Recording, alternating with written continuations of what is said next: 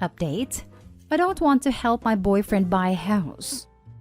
Original post: I've been with Mark for 2 years now. When we got into a relationship, we discussed what we wanted: marriage, kids. But we haven't really talked about taking the next step yet. Mark's dream has been to own his own house. He has been saving up for it, but because we live in a medium to high cost of living city, it's not going as fast as he'd have liked. Yesterday, he asked me if I would consider covering rent and utilities for a year while he aggressively saves. Frankly, I'm not 100% on board, and I told him. I asked him if he has thought about marriage. He said that it might be too soon, and I agree, but that he definitely loved me and saw a future with me. I asked him if the house would completely be his own or if we'd buy it together. I decided it would completely be his own because we aren't married yet, and buying a house together would be risky. I asked him if he'd pay me back his share, and he said eventually. I have inherited a house from my grandmother in a high cost of living city, which I'm currently renting out. I do not want to lose it, and when I inherited it, Mark and I agreed that if we ever head towards marriage, he's fully on board to sign a prenup that ensures he has no claim on it. Here's my problem. Mark has not done anything for my grandma's house. Neither have I. The house was in perfect condition. I rented it out within months of finalizing the inheritance. But he literally has no reason to stake a claim. But by covering rent plus utilities, I will be providing monetary assistance to him, and if we break up, I'd have lost quite a bit of money for seemingly no reason. In a way, I'd feel entitled to a part of his house. Is this a selfish way to think? I love him, but I don't want to assume this risk, especially because our future together is not clear. I asked him if he'd consider moving in with his parents, and I'll find a roommate, temporarily for a year so he could save up the money. This way, I wouldn't have to spend more than I need to. He'd achieve his goal and we can still continue our relationship. But he said I was being incredibly selfish and untrustworthy because it would be our home, just not on paper. That I clearly didn't see a future with him. And now he's not talking to me. A part of me feels like this relationship is doomed. Is there a way to salvage this? Now for the top advice before reading the update. So he wants to buy a house with your money in part, but you don't get to own any of it? That makes no sense. How about you split the rent and you each save the other half so that you have enough money to put a down payment on a house together if you are ever ready to do it? Assuming you still want a relationship with a selfish kind of guy. Oh hell no. That's such a prick thing to ask of you. He sounds like a loser. I'm sorry. Yikes. If you help pay for it, absolutely get your name on it. That seems like a huge red flag and manipulation. Especially him calling you selfish for wanting part of what you're helping to pay for. If he plans on paying you back, then just say you'll take your name off when he pays you back. Simple as that. Yep, dude knows exactly what he's doing here. You're right, he does sound hell of a manipulative. He straight up asked Opie to gift him thousands of dollars while disguising it as you cover for me. How much more does he need to save? A year's worth of rent is what? $12,000? He's going to owe you at least 12 grand and likely wouldn't be able to repay that very quickly considering he couldn't save that unless you covered his rent for a year. 12 grand is also not going to put a very significant dent in any down payment amounts. No offense. Since you already discussed prenups, if you do decide to go through with this agreement, get a lawyer and have them write a contract. State in the contract that you covered X dollars of rent and that is obligated to pay you back, or that you get that equity stake in the property, etc. And now for the update.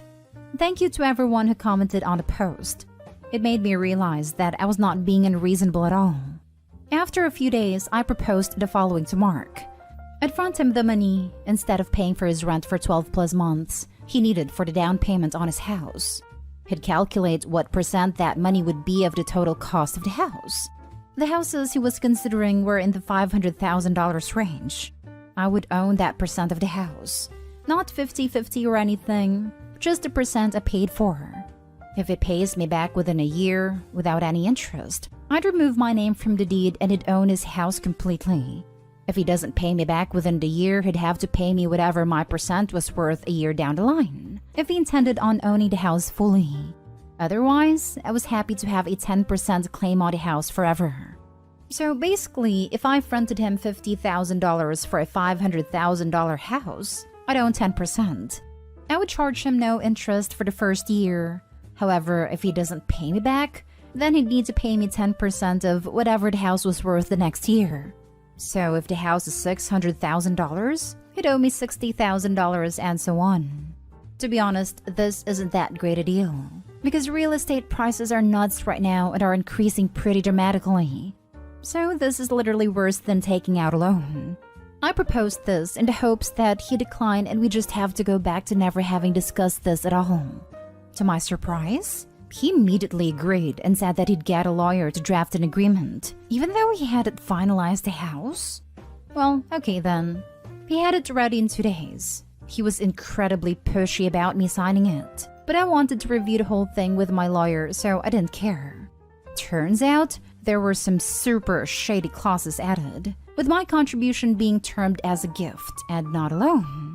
I'm not going to go into the details, but my lawyer basically said that this agreement was super problematic and would cause all sorts of issues down the line.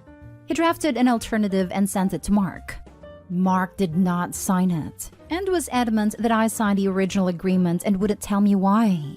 He got increasingly angry, became kind of violent, which was the first time that I was very surprised/scared, and called me a witch for not trusting him and for reducing our relationship to a transaction. After 2 whole days of this, of emotional manipulation and gaslighting, I decided that I no longer trusted or cared for this man, and there was no way in hell I can continue to be in a relationship with him. So yeah, I'm out of that relationship, y'all, and my money is all mine. All I can feel is peace. Too long didn't read. Mark is now an ex. Your proposed plan was well thought out. My contribution being termed as a gift and not a loan. Wow. So it turns out he was a con man all along. A long con to steal $50,000. Mark is now my ex. Even smarter move. I believe for his mortgage to be approved, he'd need to show the money was a gift and not a loan. If he has another loan listed of $50,000, it's going to change the terms of his mortgage. All in all though, good move not getting involved. It had disaster written all over it. That makes sense. But he could have told her that and explained it and asked if that was okay. But he didn't. He had it hidden in the small print and never mentioned it to her. I guarantee his lawyer would have drawn his attention to that fact. It took her lawyer to spot it.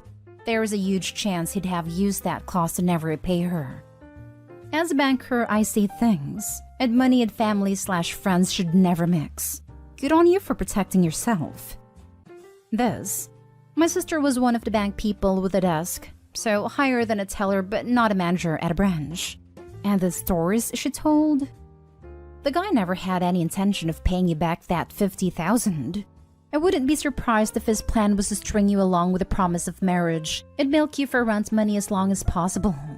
Good on you for seeing through his BS. Agreed. I think him getting violent, seriously, what a piece of scum, confirms that he ultimately viewed OP as nothing more than an ATM.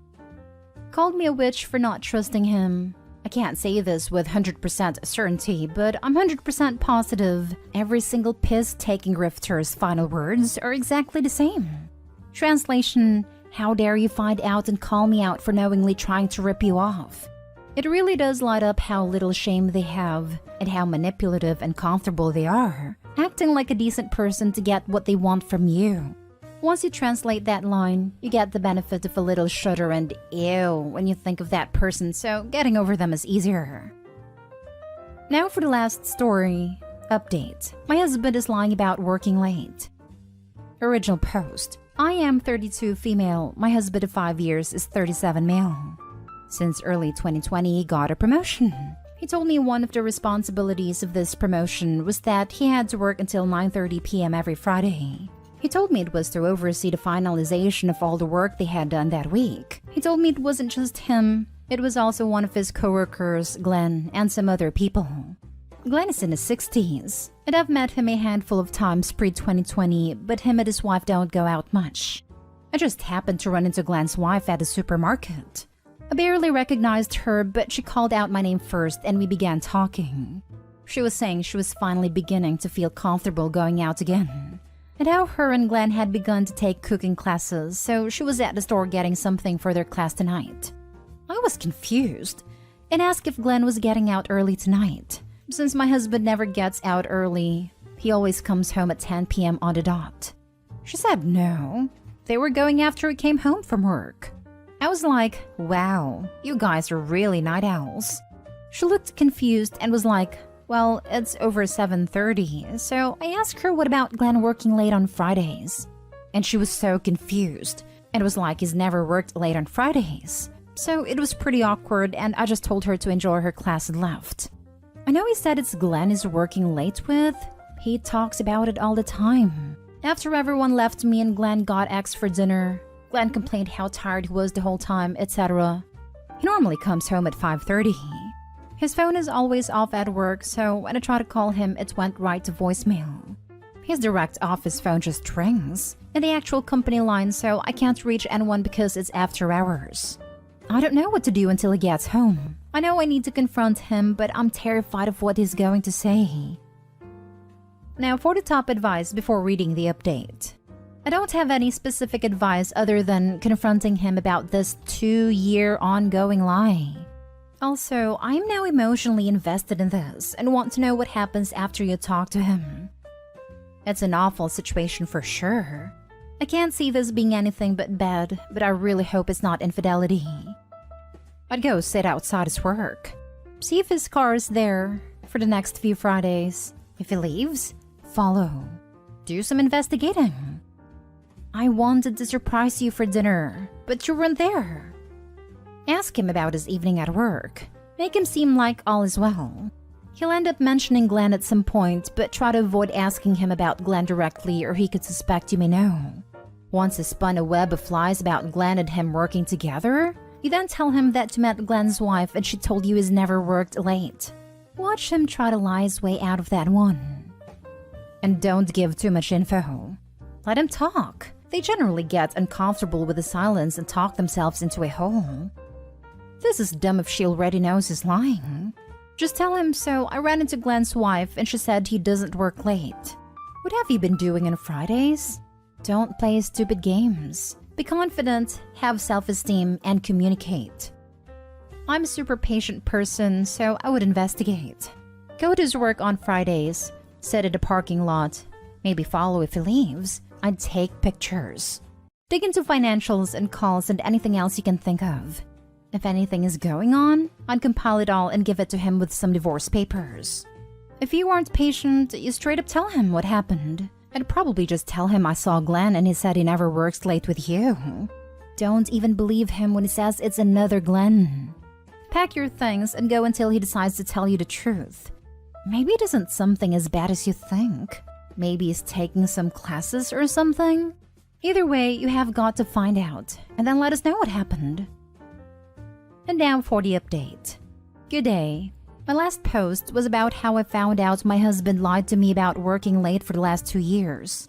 He said he had to work Fridays until 9:30 p.m. Then I ran into the wife of the co-workers he claimed he was working with, and she let me know that wasn't true. I confronted my husband when he got home at 10 p.m. on the dot on Friday. I told him I knew he was lying about working late. He tried to deny it until I told him I had spoken to Glenn's wife. He then tried to say Glenn had stopped working late recently, but then I let him know that Glenn's wife told me he had never worked late. Eventually, I found out he was cheating on me with a woman down the street from us. She has 2 entrances into her driveway, and he would use the north entrance and then park in her garage, so even if the kids and I drove by, we wouldn't see. Then he would leave her house at exactly 9:58 to be home at 10. I am leaving him, which he doesn't want. A lot of people said to get proof of his cheating. In our state, it doesn't make a difference if I had proof of adultery or not. Thank you to everyone for your comments and well wishes. Have a great night.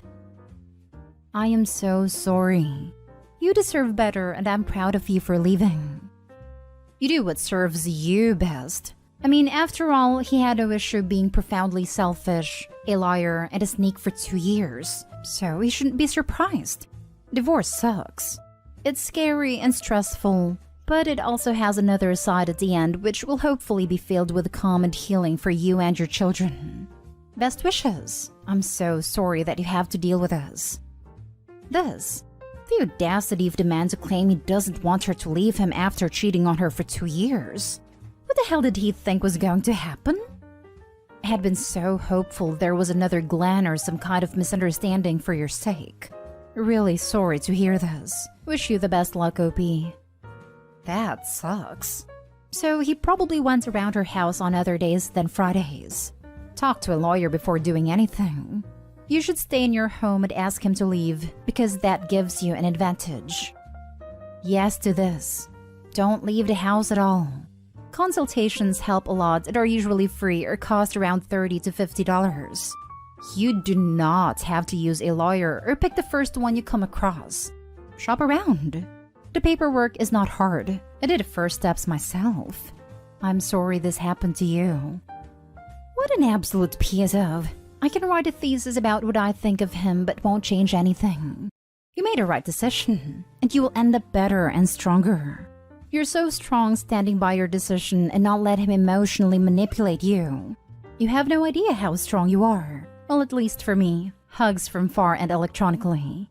We're proud of you. We support you. You didn't deserve this.